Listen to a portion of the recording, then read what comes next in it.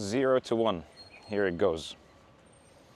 0 to 1 is what the tech world refers to when talking about starting out.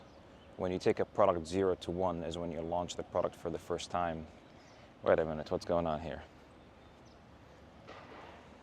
Okay, this is not working very well.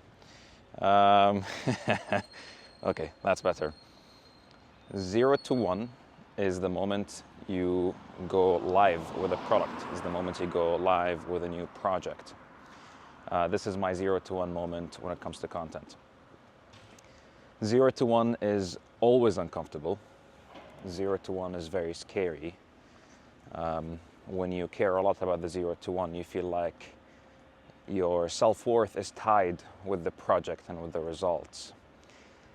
0 to 1 is something most people never do in their lives. 0 to 1 is about creation.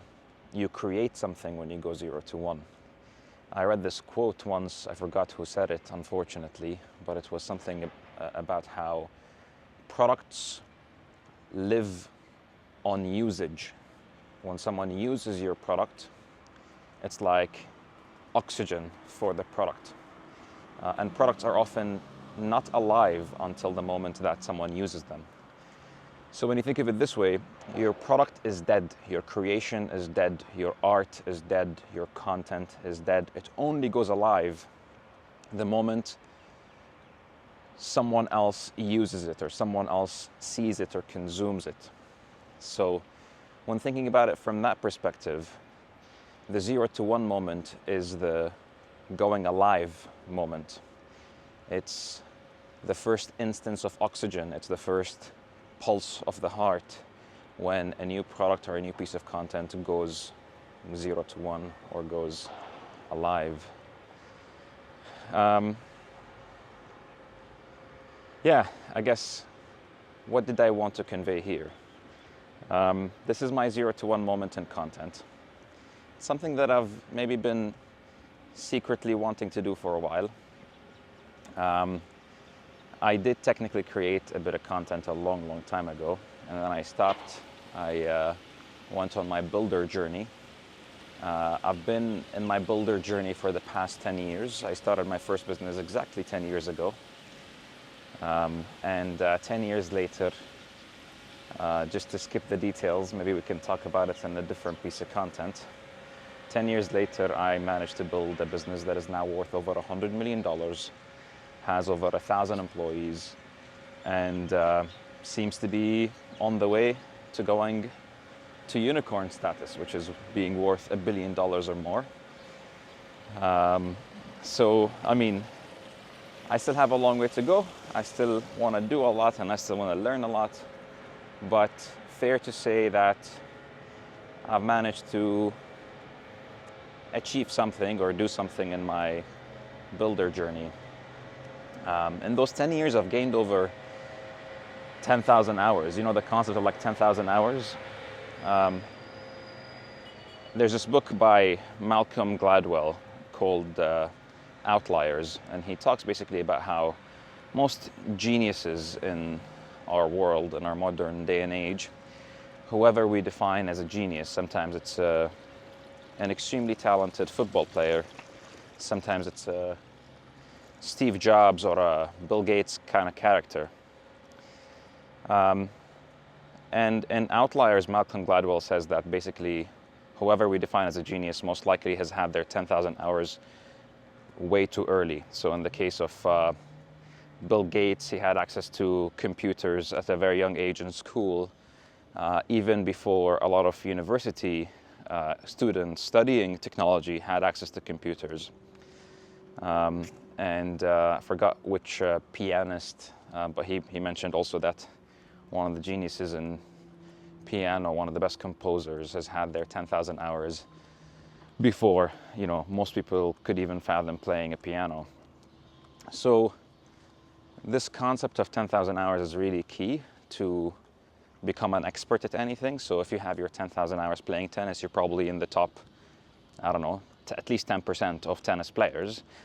If you have your 10,000 hours playing the piano, then you are at the point of proficiency And if you think of the 10,000 hours and if you think how long would it take me to get to 10,000 hours, I did the math at some point. If you're doing something full time, so for 8 hours a day, which is, a luxury for most people need to do something else for 8 hours a day, something that they may or may not necessarily want to grow in, like their day job, when their passion might be in like playing the piano, just to use the same example. Anyway, 8 hours a day for about 3 or 4 years gets you to that 10,000 hours. So I've had more than 10,000 hours in entrepreneurship, is the point. I've been doing it maybe for like 30, 40, 50,000 hours. And I still have a long way to go. I still have a lot to learn. That's why I love business, is because no matter how much you think you know, you could learn so much more. There's so much more to learn at any given moment.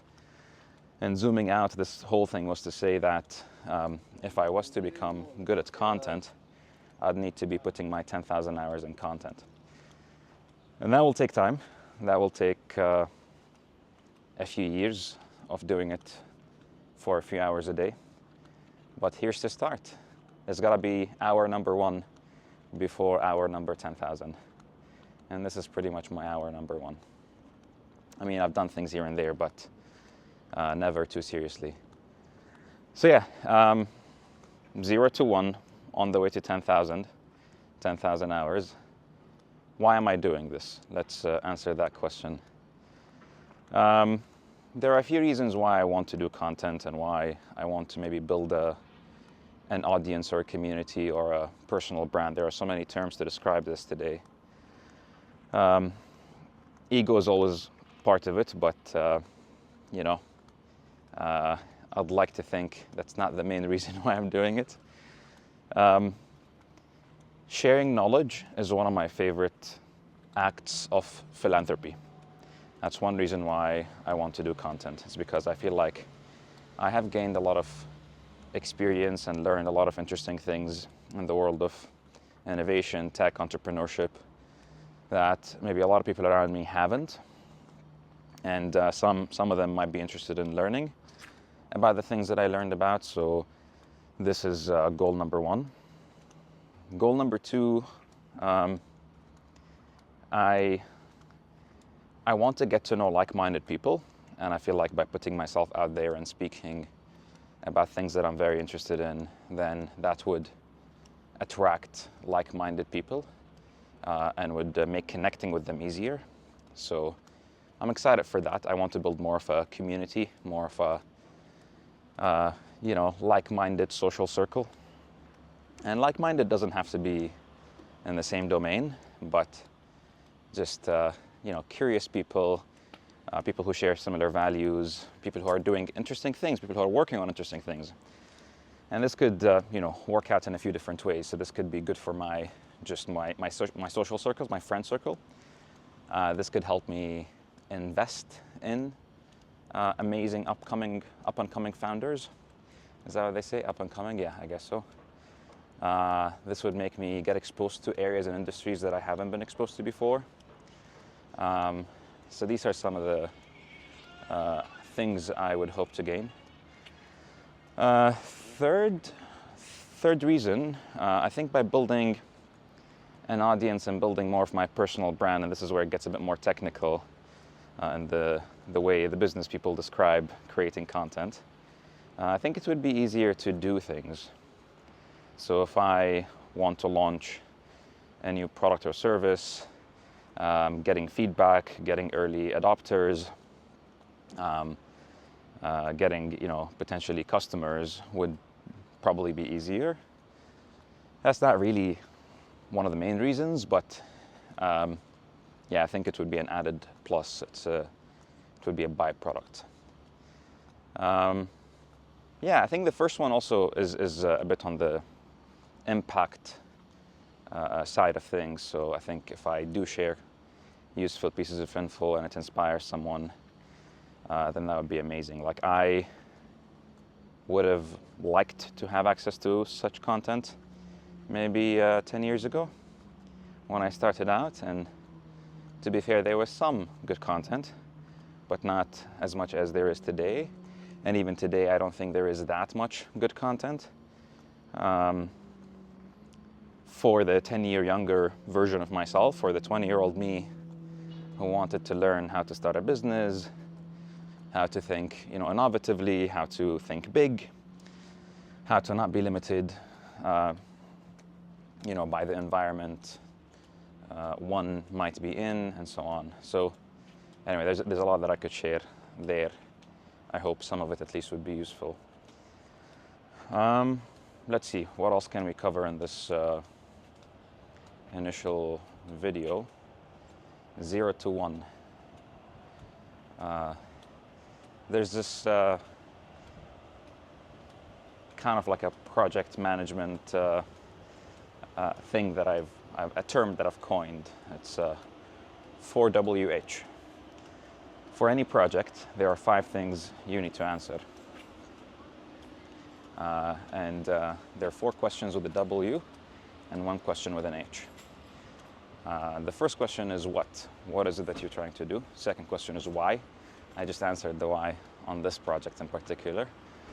And then there's the who, and that's usually in the context of if you're working in a company, and it's a question of who should do a certain thing or a certain part of the project.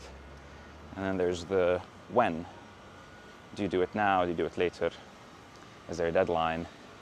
And the H is for the how. So I've answered more or less the why, but I actually didn't shed light on the what. So what am I talking about here? Well, I'm talking about the 0 to 1 moment of me starting to produce and publish content. Theoretically speaking, I've done this before on a micro scale, but I've never taken it seriously. I've never considered myself to be ready for it.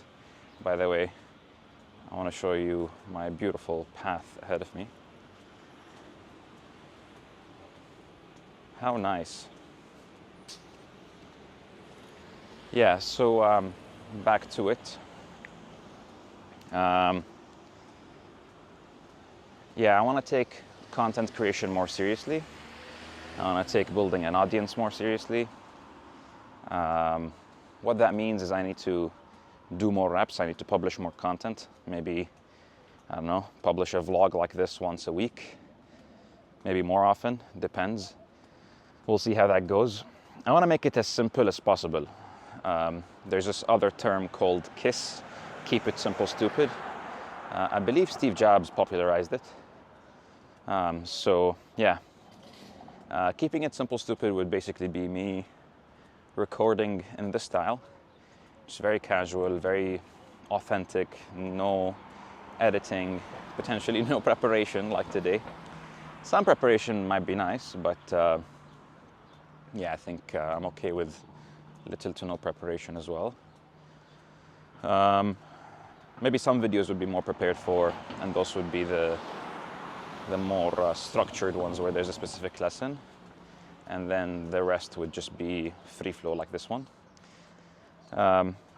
Yeah, so the path of least resistance to ensure that I actually continue doing this would be: number 1, I record very casually like this. Number 2, I don't edit. I just, use the video the way it is. And number 3, I publish. Maybe right there and then, maybe on the spot, because if I don't publish on the spot, then I may or may not publish later. So there is truth to when something is top of mind, you end up doing it. But if you postpone it for later, especially with the lifestyle that I live, with the how busy I could get, I think I would end up neglecting or forgetting or postponing publishing something. It might get into my head. I might feel like, oh, it wasn't good enough. I could have done a better job. So anyway, yeah. I should keep it simple, stupid. And in the spirit of 0 to 1 and doing things before you're ready, last thought I'd leave you with is Reid Hoffman, the co-founder of LinkedIn, said something like, if you're not embarrassed by the first version of your product, then you've launched too late. I think I've already launched too late, because this is quite a nice quality of recording. Yeah, I think in the spirit of 0 to 1 and doing things you're not comfortable with, what I should do technically is I should post this video the moment I'm done with my walk.